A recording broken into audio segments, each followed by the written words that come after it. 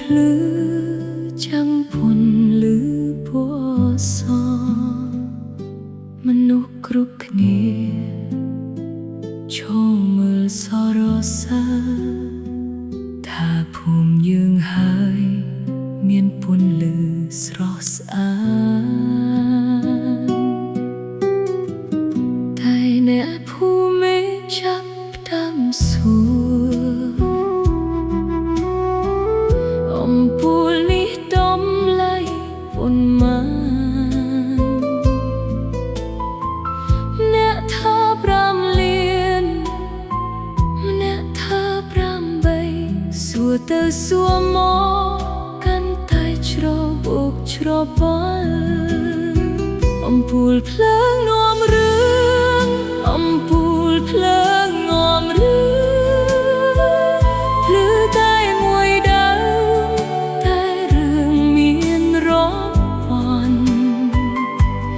យប់ភ្លឺភ្លើតែចិត្តមនុស្សមិនស្ងប់សួរដំឡៃអំពូលរហូតដល់ភ្លឺព្រឹកអំពូលភ្លើងនាំរឿងអំពូលភ្លើងនាំរឿងបើភ្លឺបានល្អសូមឲ្យភ្លឺជារៀងរាល់ថ្ងៃកុំឲ្យភ្លឺតែយប់ពេលមានអ្នកមើលហើយព្រឹកឡើងវិញបាត់ពន្លឺទៅណាមេឃអង្គុយញញឹមក្បែរអំពូលភ្លឺអ្នកភូមិដើរឆ្លងកាត់សងលឹងមើលគ្រប់គ្នាម្នាក់និយាយថាស្អាតណាស់លោកអើយអ្នកទៀតសួរថាបងកាន់ដៃនៅឯណាអំពូលភ្លើងនាំរឿងអំពូលភ្លើងនាំរឿងទំឡៃ8លានคล้ายជាបទចម្រៀងបើប្រាក់ជារបស់រដ្ឋាសូមឲ្យច្បាស់លាស់ឲ្យអ្នកភូមិបានដឹងកុំឲ្យសង្ស័យពន្លឺអំពូលអាចបំភ្លឺផ្លូវ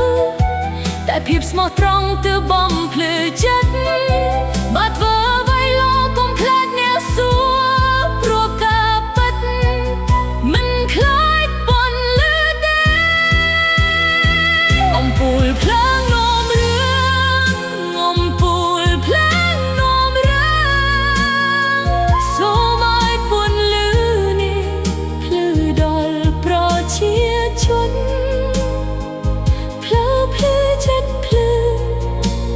រឿងរ៉ាវក៏ច្បាស់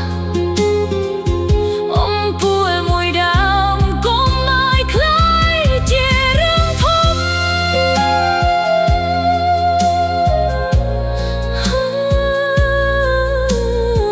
អំពូលនៅតែភ្លឺ